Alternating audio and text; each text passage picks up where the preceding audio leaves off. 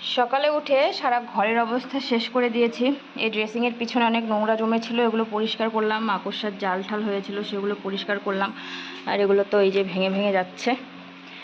থাক, এখন টি টেবিলটা পরিষ্কার করব। সামনে নিয়ে এসেছি, ওই ভীষণই পোকা আসে রাত্রেবেলা করে প্রত্যেক দিন। দুদিন থেকে, যেদিন থেকে বৃষ্টি হয়েছে সেদিন থেকে পোকা আসছে।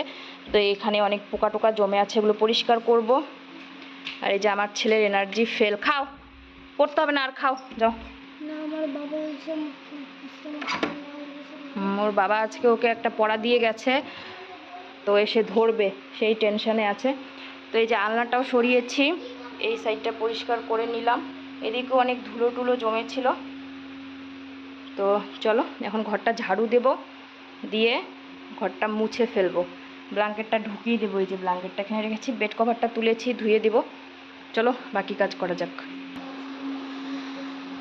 আসসালামু আলাইকুম everyone, good morning, welcome back to our channel Masum Monika YouTube চ্যানেলে। তোমাদের অনেক অনেক স্বাগত, অনেক অনেক ভালোবাসা জানাচ্ছি। এখন সকাল বাজে 9:30।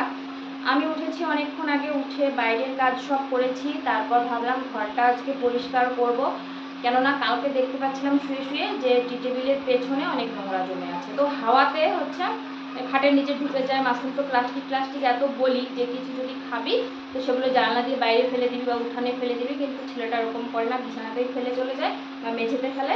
সেগুলো আবার হাওয়াতে টেনে খাটের তলে, না হলে শোকেসের তলে এখন ঢুকতে পারে না, ওটা হচ্ছে কাঠ দিয়ে বন্ধ করে দিয়েছি ফাঁকাটা, আর ওই ড্রেসিংয়ের তলে ঢুকে যায়। আর এমনিতেও প্রচুর ধুলো, ছেলের দোষ দিয়ে লাভ নেই। তো ধুলো ঝাড়াঝাড়ির ব্যাপার ছিল, তো ঝাড়াঝাড়ি করছি। ব্ল্যাঙ্কেটটা ঢুকিয়ে রাখবো, এখন আবার গরম পড়ে গেছে, ঠান্ডা পড়লে এখন বের করা যাবে, মানে বৃষ্টি হলে পরে বের করা যাবে। তো এইখানে শোকেসের ভিতরে ঢুকিয়ে রাখবো যাতে ইজিলি বের করা যায়। তো চলো কাজ শুরু করে দিই। ঘরটা মানে মোটামুটি ঝাড়া হয়ে গেছে, এখন জিনিসগুলো গোছানোর পালা। ওই টেবিলের কভারটা ধুয়ে দেবো, সেটা বাইরে নিয়ে যাব। আর এই যে টেবিলের উপর, ড্রেসিংয়ের উপর বাবু অনেক কিছু এগুলো রেখেছে। বাবা তুমি তোমার জিনিসগুলো ওই ওই ইয়েটাতে রাখো, তোমার বই রাখার র্যাকটাতে রাখো। ওই যে তোমার ওই যে তোমার পেন্সিল বক্স, তারপরে তোমার যে কেচি, ছুরি, তারপরে ইঞ্জেকশনের সিরিঞ্জ, ওগুলো কী কী ওগুলো সব ওখানে রেখে দাও, তাহলে আমার ওই জায়গাটা পরিষ্কার হবে। তোমার ভুট্টা একদম পুরো জঙ্গল করে রেখেছে। তো ওগুলো সরাক, আমি ব্ল্যাঙ্কেটটা ততক্ষণে ঢুকিয়ে ফেলি। এই যা দেখো, ব্ল্যাঙ্কেটটা নিয়ে যাচ্ছিলাম আর ফ্লাক্সটা নিচে পড়ে গেল। ফ্লাক্স কিন্তু নিচে পড়ে গেলে আর ফ্লাক্সের নিচের দিকে যদি ওই মানে ক্র্যাক এসে যায়, তাহলে ফ্লাক্সের কার্যকরী ক্ষমতাটা মানে কমে যায়, পানি তাড়াতাড়ি ঠান্ডা হয়ে যায়। তো যাই হোক, তুলে রাখলাম। রেখে এখন আমি ব্ল্যাঙ্কেটটা ঢুকিয়ে রাখছি, আর মাসুম দেখো আমাকে হেল্প করছে। ওর জিনিসপত্র ওখানে নিয়ে গিয়ে রেখে দিচ্ছে ওর র্যাকটার মধ্যে। আর এখন মাসুম এখানে খাচ্ছে, ওকে খেতে দিয়েছি। তো আমি এখন ঝাড়াঝাড়ি করব, ধুলো উঠবে, তাই ওকে ওই ঘরে গিয়ে খেতে বললাম। পানির বোতল নিয়ে যাচ্ছে, আর আমি এইদিকে কাজে লেগে পড়লাম। তো প্রথমে আমি টি টেবিলটাকে পরিষ্কার করে নেব। দেখো ধুলো একবার দেখো, প্রচুর পরিমাণে ধুলো আর মাকড়সার জাল। প্রতিদিন ঝাড়লেও মানে যতটা ধুলো বের হওয়ার ততটাই বের হবে। তো প্রতিদিন তো এরকম একটা একটা জিনিস নিয়ে ঝাড়াঝাড়ি করা সম্ভব হয় না। মানে 3-4 দিন পর, 5 দিন পর, যেদিন চোখে পড়ে যে এটা ধুলো জমে গেছে সেদিনই পরিষ্কার করা হয় আর কি। তো চিরুনি টিরুনিগুলো নিচে রেখে দিয়েছিলাম, নিচেই আছে, সেগুলো বের করছি। আর এই যে পেছন থেকে প্রচুর ধুলো বালি প্যাকেট, এগুলো বের করলাম।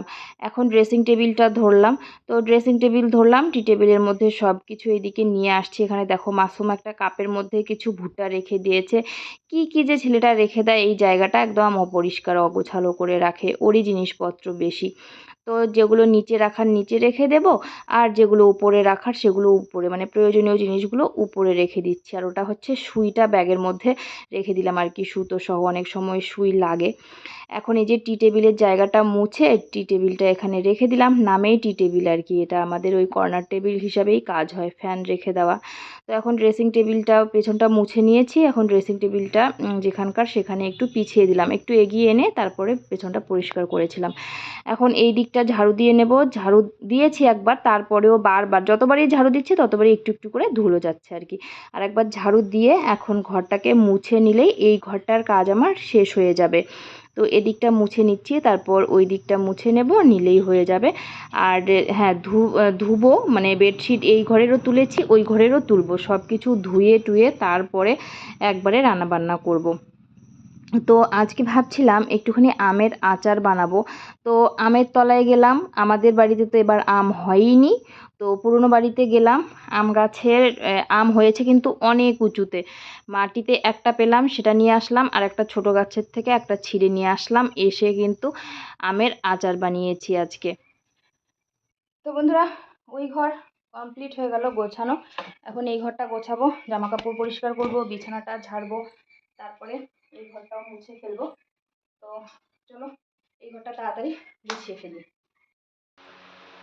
তো চলো এই ঘরও গুছিয়ে ফেললাম, এই ঘরেরও বেডশিটটা তুললাম, এটাও ধুয়ে দিব। মাসুম এখন এখানে বসে বসে খেলবে। এই ঘরটা বেশি ঠান্ডা ওই ঘরের থেকে, বড় ঘরটার থেকে।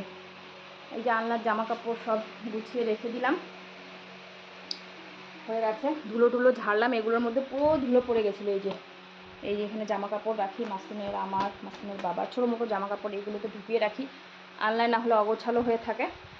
আর ট্রলিটা তো এখানেই থাকে। ট্রাঙ্ক একদম ভর্তি, ট্রাঙ্কের মধ্যে এরকম মানে এই যে এরকম কাপড়ের ব্যাগের মধ্যে কাপড় দিয়ে ট্রাঙ্ক ভর্তি, পুরো ট্রাঙ্কে কোনো জায়গা নেই। তো তাই জন্য ট্রলিটা বাইরেই রেখে দিয়েছি। এই যে মাসুম এখন এখানে খেলাধুলো করবে। কই রে মাসুম? এই যেটা চুম্বক দিয়ে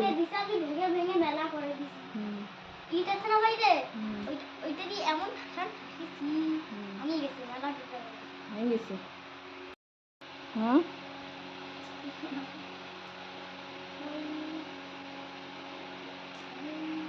আর এটা হচ্ছে আমার দাদির হাতের কাঁথা। আমার দাদি আমাকে বানিয়ে দিয়েছিল যখন আমার নতুন বিয়ে হয়, দুটো বানিয়ে দিয়েছিল।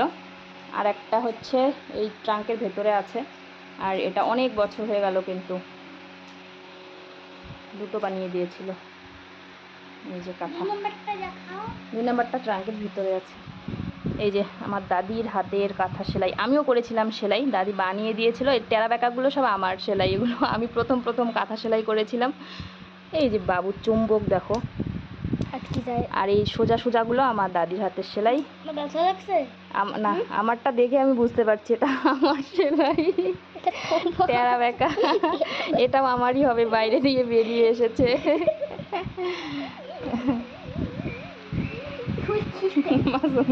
হাসছে আমার সেলাই দেখে। জাদু দেখবে? জাদু দেখাও। নিচে দেখো, নিচে দেখো। এই দেখো মাসুম তোমাদের জাদু দেখাচ্ছে। এই দেখো, দেখেছো? হাত দিয়েও এটা সরাতে পারছে না। নেড়ে না, নেড়ে দেখো এটা নড়ছে, দেখতে পাচ্ছ? হাওয়া দিয়ে তো এটা নড়বে না, এরকম হাতে নিয়ে হাওয়া দিয়েও নড়ছে না, তাহলে কিভাবে নড়ছে? দেখাও, দেখাও জাদু দেখাও। এই দেখো এইভাবে করছিলাম, এই চুম্বক দিয়ে খেলছিল, এমন করছিলাম। তারপরে এটা এমন করে হাতের থেকে তো পাওয়ার পায়, এখানে জোড়া লাগা, তাই এমন করে নড়ে এটা। এই তোমার দাঁতগুলো দেখাও তো, নতুন দাঁতগুলো। এইটা আমার ভাঙবে না, এটা দাঁত বাবু নড়ে, আরেকটা দাঁত নড়াতে হবে। এই দুইটা নড়ে, ওই দুটো নড়ে না। ঘরের সব কাজ শেষ করে রান্নাঘরে চলে আসলাম। রাতে আলু আর ডিম রান্না করেছিলাম, তো সেটা গরম করে নিচ্ছি, পান্তা দিয়ে খাবো। তো পান্তা আছে, এই যে এগুলো হচ্ছে এখন খাবো। ভীষণই গরম, পান্তা খেলে খুব ভালো লাগে। তো সেই জন্য এই যে এখানে পান্তা বেড়ে নিয়েছি, আর সবজিটাকে একটু গরম করে নিচ্ছি, মানে ঝোলটাকে আটিয়ে একটু ভাজা ভাজা করব। তো তারপরে এই দেখো এগুলো মানে পান্তা খাওয়ার আগে এগুলো ধুয়ে একদম গোসল টোসল করে সব কাজ শেষ করে দিয়েছিলাম, এগুলো আর শেয়ার করা হয়নি। এই ধোয়াধুয়ি, এই বেডশিটটাও ধুয়েছি। মাসুমের বাবার নামাজে যাওয়ার যে পোশাকগুলো সেগুলো নোংরা হয়ে গেছিলো, তো সেগুলো ধুয়ে আমি নীল দিয়ে দিয়েছি। এই যে দেখো এইদিকে শুকাতে দিয়েছি, এই যে ফ্লোর ম্যাটগুলো শুকাতে দিয়েছি এইদিকে। আর এই যে রোদ আজকে বেশি একটা না থাকলেও গরমটা বীভৎস, কীরকম জানি একটা ওয়েদার আর কি। তো এই যে এখানে সব শুকাতে টুকাতে দিয়েছি, সব কাজ শেষ মোটামুটি, এখন রান্নাটা বাকি আছে। চলো রান্না করা যাক। তো এখানে দেখো আমি ভাজা মশলার একটা গুঁড়ো বানিয়ে নিয়েছি, এই আচারে দেব বলে। আচারে এখানে আম আর টমেটো দিয়ে আচারটা করছি আর কি, চাটনি নয়, এটা আচার বানাবো। এই কাচের আর কি কৌটোর মধ্যে রেখে দেবো, অল্প একটু বানাচ্ছি। আম নেই, বললাম যে আম খুঁজে পেলাম না, আম ছিল অনেক উঁচুতে, আমি পারতে পারলাম না আর কি। তো এই যে এখানে এখন চাটনি বানাচ্ছি। তো চাটনিটা এখন এখানে নাড়াচাড়া করব, আমি চাটনি বলছি কেন, আচার। তো একটু নাড়াচাড়া করব, বেশি একটা আউলাবো না। চাটনি হলে তো এটাকে একদম মানে পেস্ট বানিয়ে কিভাবে চাটনি করে জানো, এটাও চাটনি করা যেত, বাট আমি চাটনি করব না, একটু হালকা সেদ্ধ করব। করার পরে মানে এই যে চিনিটা যে দিলাম, চিনির পানিটা দিয়ে সেদ্ধ করব। শেষে এই যে মশলাটা দিয়ে দিয়েছি, দিয়ে এটাকে নামিয়ে নিয়েছি। মশলাটা দেওয়ার পর বেশিক্ষণ রাখা যাবে না, যেহেতু সর্ষে দিয়েছি। ওখানে ছিল সর্ষে আর 5 ফোড়ন দিয়ে আমি একটা ভেজে পেস্ট করে নিয়েছি। বেশিক্ষণ নাড়লে চাড়লে সর্ষে তেতো হয়ে যায়। তো এই যে লেবুও দিয়েছি, হ্যাঁ লেবুর রস দিয়েছি, লেবুর রসটা দিলে অনেক দিন ভালো থাকবে আর কি। তো ভিনিগার টিনিগার তো নেই আমাদের, তাই জন্য আমি লেবুর রস দিলাম। তো এখানে এই যে শুটকি মাছ দিয়ে এখন সবজি রান্না করব। চিচিঙ্গা রান্না করছি, চিচিঙ্গা আলু দিয়ে রান্না করছি আর কি। তো চাটনি রান্না করে আর সবজি রান্না বসিয়ে আমি পুরো ঘেমে একদম মানে ঝোল হয়ে গেছি। তো একটু ফ্যানের হাওয়া তে ঠান্ডা হওয়ার জন্য ঘরে গেলাম। দেখো কি অবস্থা, গামছাটা নিয়ে মুখটা মুছবো। তো ভাবলাম যে চলো তোমাদের সঙ্গে একটু শেয়ার করি কি অবস্থা হয়ে গেছে আমার, চোখ মুখের প্রচণ্ড পরিমাণে ঘেমে গেছি আর কি।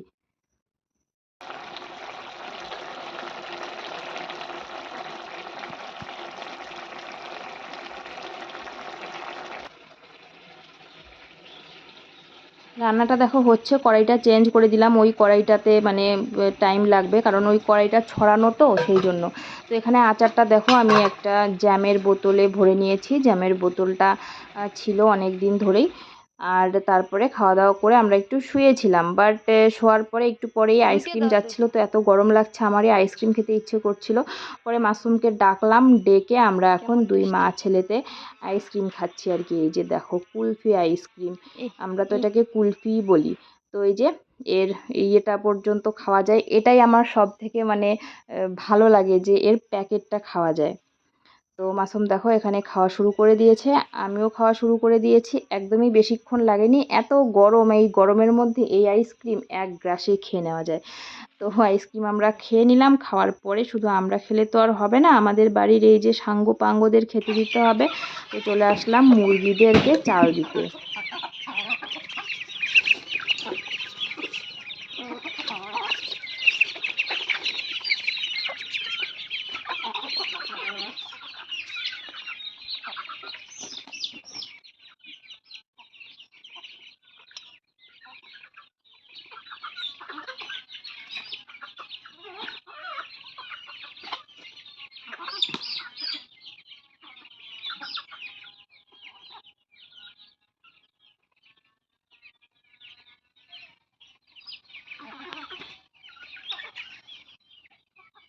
এখন দেখো আকাশটা একটু মেঘলা মেঘলা হয়ে যাচ্ছে, আর সন্ধেও হয়ে যাচ্ছে। তো আমি ঘরে একটুখানি শুয়েছিলাম, তারপর মনে পড়লো আরে আমি তো জামা কাপড়গুলো এখনও তুলিনি। তো জামা কাপড়গুলো তুলতে চলে আসলাম। সাদাগুলো আগে তুলে নিয়ে গিয়ে রেখে দেবো, এগুলোও সাদা। মাসুমের বাবার জামা কাপড় বলতেই সাদা, দেখো শার্ট সাদা, পাঞ্জাবি সাদা, সব কিছুই ওর সাদা সাদা। ও সাদাই বেশি একটা পরতে পছন্দ করে, সেই জন্য ওর জন্য সব কিছু সাদাই আমি কিনে নিয়ে আসি। তো তারপরে ঘরে আসব। তো ঘরের বিছানাটা করা হয়নি, আমি এই যে কি বলে তোমার বিছানার চাদরগুলো এনে রেখে দিয়েছিলাম ঘরে, আগেই শুকিয়ে গেছিলো। কিন্তু ওরা মানে মাসুম আর মাসুমের বাবা শুয়েছিল, এমনি শুয়ে ঘুমিয়ে পড়েছিল ওরা, তাই জন্য আর পাতা হয়নি। তো এখন আমি পাতবো, এখন ঘুমিয়েছে, ডাকবো, ডেকে বিছানার চাদর পাতবো, রেগে যাবে, তো সেই জন্য এখন পাতছি আমি। তো আজকে বিছানার চাদরগুলো চেঞ্জ করে পাতবো, ওই ঘরের বিছানার চাদরটা এখানে পাতবো আর এই ঘরেরটা ওখানে পাতবো, ইচ্ছে হলো আর কি, সেই জন্যই।